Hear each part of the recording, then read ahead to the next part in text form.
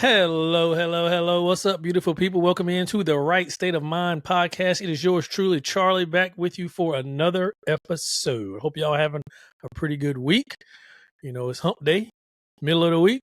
So hopefully we can have a little pep in our step to get us through the rest of this week, man. So let's jump into it. I'm excited to be here as always. I've been thinking about this episode, kind of what I've been talking about lately. I got another solo episode for you guys today. Something quick, get you in, get you out. Well, get you in, listen to the word, and get you out, go on about your day. I feel like I'm saying for church when I say it like that, but that's what we're going to do. I'm not going to waste your time. We're going to get right into it, man. Let me start off with housekeeping, as usual. Go ahead, man, and show a little love and support for the show. Social media, Right State of Mind Pod, all lowercase. Go ahead, do me a favor, follow, share the content as it comes out. Wherever you get your podcast, go ahead and hit the subscribe button, hit the 5 stars. All of that stuff is truly appreciated, man. All right, let's do this. Last couple episodes have all kind of been a theme. You know, a lot of self-talk, a lot of, mental stuff, things of, stop waiting for the perfect moment, all those things, the voice in your head not being right, all those sort of things that goes along with the person's mentality. And those, I feel like, were very on par for a lot of people's struggles that I see. A lot of kind of what I find myself talking to people about. A lot of times I tell people, I talk with people where, their biggest struggle is really themselves, the voice in their head, all that sort of stuff. So, I feel like those 3 were on par. So it got me thinking of, something to follow, a next step. And I feel like this is something I know I can relate to this. And I'm hoping for a really like lighthearted, laid back sort of episode that is just like maybe a realization moment, because it took me a while to kind of come around to this. I'll be honest. I think I use this podcast as an example when I think about my podcast journey, especially with something like this, where I feel like it definitely helped, like once I realized it, and now the difference that I feel every time I record. So today I want to talk about, and I want to title it, Stop Taking Yourself So Seriously. I want to ask anybody listening, how many people listening or watching feel like you are a lot of times your own biggest or worst critic? Guilty. I raised my hand for those of you who are just listening, but I feel like that a lot of times. I always say, like, I don't know if, I'm pretty self-aware, I feel. And I don't know if anybody can kind of tell me a flaw or something I struggle with that I don't already know and I'm aware of. A lot of times I will, I call myself out regularly, even if it's something that's repeated. It's just, I'm aware of it. And sometimes maybe a little too critical. And I'm sure some people can relate to this. But, the older I get, though, I'm going to tell you, the older I get, I see why older people are so wise. I'll just say that. I see why older people are so wise. I've said this before to some people in my personal life. My favorite, like, population to talk to, I love talking to, like, elderly people. Because I just feel like I gain a lot from those type of conversations. Wisdom, just their perspective. And the older I get, the more it makes sense. I look back at a lot of things and I just kind of laugh, or I just kind of like realize what it was or what it is from a different sort of perspective than I had when I was younger. And I think this is one of the biggest ones. It's like, man, just stop taking yourself so seriously. Like, life is already hard. Life is hard. And I feel like so many people put so much added pressure on themselves or their situation that's not needed. It's really just not needed. I talk about this podcast journey. That's like the biggest eye opener for me when it comes to this topic. Stop taking yourself so seriously. I said it already before. I'll say it again for anybody listening for the first time. I take how I approach podcasting now versus how I approached it when I first started. I feel like when I first started, perfectionism was real. I feel like I was so like I was such a stickler for everything being perfect. I remember the way I would edit the episodes. Like I would literally listen back to every episode, like every minute of the episode, and any little glitch, any little thing that I didn't like that I heard on there, I would edit it out because I wanted it to sound like perfect. And then I think about how I do it now. I have a pad here. And if there's something that happens, if I'm recording with someone and something happens during recording, I'll jot the time down. If I'm talking like this with just myself, if there's a big thing that happens, I'll jot the time down. But that's it. A lot of times, the last how many episodes, I don't even have to write a time down because there's no need really. Like I said, unless it's something huge, like an audio issue, or I just lose my train of thought or anything like that, something big, I would take it out. But for the most part, the little stuff, I've realized after a certain time, you're wasting your time. And it's more authentic. I used to see people on other platforms, social media or podcasts or something like that. And some people would screw up and they would kind of like laugh it off or something like that. And it came across like way more genuine. And I think people like that. The same thing with me in therapy. I, as a therapist, never want to come across. Never. I'm very mindful of this. I never want to be sitting in a chair as a therapist on some sort of high horse. Like I'm like perfect and got it all together and, I don't make mistakes or anything like that. No, like I am very transparent as much as I can be ethically, of course. But I'm trying to be as transparent as I can and as authentic as I can with any client I talk to or work with. I tell them all the time, like, some of the stuff I'm telling you and helping you with is because I've screwed it up before myself, or I've struggled with that myself, something like that. And I think that's like, who wants to talk to a robot? Who wants to talk to somebody where you feel judged and things like that? Like, so I learned as a therapist and a podcaster, don't take yourself so seriously. In grad school, they teach you kind of to be a robot. Now, when you think back, you hear a lot of therapists, they talk about that. They don't really teach you like the human part. Luckily, I just naturally have that. Like I can just have a conversation with just about anybody naturally. So luckily I had that. But I felt like it was just too serious. Whereas I put myself in the client's shoes and I just want to have a conversation with a human to help me with something. Same thing as podcasts.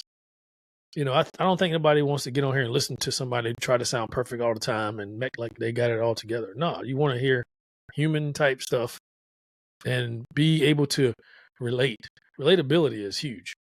And I think for a lot of people in their everyday to day, taking yourself so seriously is a big problem. Put a lot of pressure on yourself. Anxiety is so real. How many people have anxiety? I feel like damn near everybody I talk to struggles in some way with anxiety. Oh, I'm anxious about this. Oh, I'm anxious about that. Anxiety is a real thing, so I'm not trying to say that. But how much of it is just not taking yourself so seriously? It's really not that serious. And that's the biggest thing I thought about. Like, that's the thing that sticks out to me now is just like all that stuff that I thought was so bad. Oh, if I put out an episode on the podcast and it's a part where I messed up on there, I'm going to be judged so harshly. Oh, if I work with a client and I show them that I made a mistake or I'm not this or that, they're going to look at me a certain way. None of that shit actually matters. As a matter of fact, most of the podcast episodes where I put out and maybe there is something that's not perfect or something that I didn't think sounded good, those are the episodes where people will reach out, man, I love the episode, man, that was good, I appreciate that. And I'm thinking in my head, so the one that I thought was going to not be a good one is the one I got the most comments on, the one I got the most listens on. Kind of funny how that happens, huh? The times where I've been authentic and transparent in a session and a client say, man, I am really glad you shared that with me. That really helped me. Huh. So funny how try to be human, just be yourself. That's when you get the best reaction. It's the same thing in life, man. Life is already hard. There's already a lot of pressure. There's already a lot of stuff going on. You don't need to add on to it with some unrealistic stuff that's just in your head. So let's talk about the stuff in your head. I got a couple of things jotted down here that I know, some of the stuff that I dealt with, but also some of the stuff I hear people, deal with now on a day-to-day basis. First one is fear of failure or embarrassment. That was kind of what went into, the podcast journey, what I just talked about. So worried about what it's going to look like to other people. Oh man, I don't want to come across like I don't know what I'm talking about. I feel like my credibility is going to be gone. Oh my God, I don't want to look dumb in front of people. They're going to be saying this, that, or in the third. I mean, again, none of it mattered. Like all that stuff that was in my head and questioning ended up not mattering at all. And the thing is, who cares? Like, okay, people are going to talk regardless. You can do the best job you think you could ever do, or do the best job you could ever do. That doesn't mean somebody still won't say anything. It's worrying about something that at the end of the day really doesn't matter anyway. So worried about what other people think, that fear of failure, something that I've tried to conquer. And I heard somebody talk about this recently on TikTok, actually, is like, I feel like some people, you really have to understand the role that failure plays in success. Like, I don't know anybody who is successful at something, entrepreneur, business, career, whatever, that has not failed a bunch of times. I feel like it's necessary to be successful. Like, I don't see how you can be successful without some sort of failure. That's like the biggest learning lesson, is going through that moment or moments, plural, of failure. Like, I think it's just part of it. Some of the times I messed up in podcasting has helped me drastically improve to get to this point. Same thing with therapy. Same thing with you, with whatever you're trying to do. So that like fear of failure or embarrassment is like, it's needed. And embarrassment, like embarrassed about who though? Like, that's the thing. It's caring so much about what other people think. And that goes with another one I have on here, is like social media pressure. You got to be careful with social media. I'll be honest with you. Like, I don't know if it's because I'm getting older or what. If it wasn't for sports, I don't know if I would even like look at social media, if I'm being honest with you. Like, I don't really get much out of it. Like, I don't really, like I said, I'm big into sports. So staying up to date with everything going on in sports is kind of my main reason. There are moments at night where I scroll on TikTok just for entertainment, but like, I'm not on there long. But like, as far as like spending a lot of time on social media, like just to, I guess, stay up to date with what everybody's doing or what's going on, I don't care. But I feel like social media a lot of times can create an unrealistic perspective or outlook of life. Because the way I look at it is, the thing about social media is, I just talked about me, I'm big into sports. I feel like for a lot of normal, like people, social media is like a highlight reel. People are only going to really show you the highlight reel, like the good parts. So that's why it's like, you got to take what you see with a grain of salt, because a lot of times it can create a really unrealistic outlook of life, of how somebody lives and how somebody operates and all this stuff. I'm in the trenches every day. I'm talking to people every day who are struggling, who are talking about stuff that they are having a hard time with. So I know I have somewhat of a pulse on like reality versus what social media paints. So I just feel like you got to be careful of that social media presence and trying to live up to some sort of unrealistic expectations. Oh, everybody else is doing this, so I need to do it. Or everybody is in this sort of a situation, I got to get like that. No, you got to just do what you need to do for you. So those things right there, I think, fear of failure, embarrassment, that perfectionism mindset, and the social media pressure, you got to really be mindful of those things and try to like disengage from that and just be authentically you. I think that's the biggest thing. Just be authentically you. I think you can feel. I know I can feel when I'm being me, and if something's not you. So try not to do the things that are not you and doing the things that line up with who you are. It's going to be your best bet. So the next thing I will talk about real quick, and I'm going to keep it, within 5 minutes here because I don't want to go over around that 20-minute mark. Like I promised to get y'all in and out, so that's what I'm going to do. Just think of the downside too of taking yourself too seriously. Overthinking. Overthinking, it takes you out of the experience that you're doing. If I spend so much time overthinking about do this, do that, don't do this, don't do that, all this stuff, it takes away from the actual thing I'm doing. It takes away from the experience, living in the moment. So try not to do that. And you really don't want to turn it into like a performance. When I do podcasts, I bring some of my friends on. Those are memories that I'll have, by the topic. I brought my brother on. I'll always remember that. Try to just enjoy the moment instead of overthinking like, oh my God, we need to do this, we need to do that. We got to, it takes away from enjoying what's actually going on because you're so worried about all the thoughts in your head about how it needs to go and what needs to happen here, what needs to happen there. That's the downside of it. And it's just like, when you be authentically you, it's just, you forget to laugh and enjoy the moment. Laughter is such a great medicine for a lot of stuff. Some of the experiences I have with friends and family and things like that of just laughing and not, some of my best memories with some of my friends are moments where somebody did something very stupid. Like they messed something up or like somebody made a mistake and we can just laugh about it now. Like those are some of the best memories to this day. If I get around some of my friends, we bring up, man, you remember when such and such happened? Those are like the best memories. Now imagine if you were so tight about, oh, I don't want to embarrass myself in front of people. Or I don't want to do this. Like, I feel like the best memories are those moments you can look back and laugh about. When I did something so idiotic when I was younger or something like that. So it takes away. That's the downside of taking yourself super serious. It takes away from the experience, and you forget to enjoy those like memorable moments in your life. So you don't want to do that because life is short, man. That's one thing. The older I get, the faster life seems to be moving. I don't know if anybody else feels like that, but that's definitely how I feel, man. So let's end the episode with reminding of this, man. Just ways to kind of lighten up and kind of work on fixing this. I think you got to really work on embracing the cringe, like so to speak. Just embrace it. Just embrace I'm going to screw up or I'm not perfect or anything like that.